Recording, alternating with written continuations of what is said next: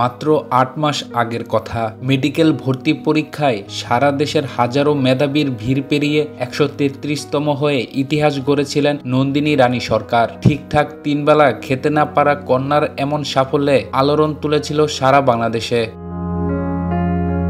অসুস্থ শরীরে easy bike চালিয়ে সংসার টানা বাবার ঘরে তখন সে কি ভীষণ দুশ্চিন্তা মেশানো আনন্দ। কারণ ঢাকা মেডিকেল কলেজে ভর্তি হওয়া মানেই নতুন খরচ, নতুন সংগ্রাম। সংবাদপত্রে প্রতিবেদন প্রকাশ হলে সাহায্যের হাত বাড়িয়েছিলেন অনেকেই। রাজনীতিক থেকে সাধারণ মানুষ সবার সহানুভূতি ছুঁয়ে গিয়েছিল এই দরিদ্র মেধাবী কিশোরীর জীবন সংগ্রামকে।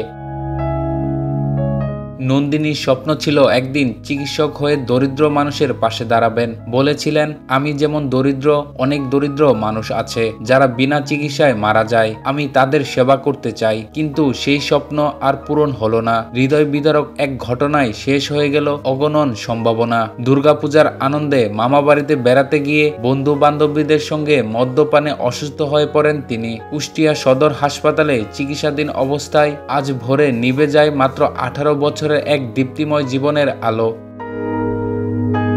কেমন অদ্ভুত এক মানব জনম। যেই বাবা মেয়ের সাফল্যে অশ্রু মুছতে মুছতে স্বপ্ন এঁকেছিলেন, এখন কিনা মাত্র ৮ মাসের মাথায় মেয়ের নিথর দেহ নিয়ে ফিরতে হচ্ছে গ্রামে। উৎসব পার্বণ মানেই আনন্দ, মিলন আর ভ্রাতৃত্ব, এটাই আমাদের সংস্কৃতি। সেখানে মদ্যপানের মতো ক্ষতিকর অভ্যাস ঢুকে যাওয়া নিঃসন্দেহে ভয়ঙ্কর। এই একরকম কালচার আজ একটি সম্ভাবনাময় জীবন কেড়ে নিল।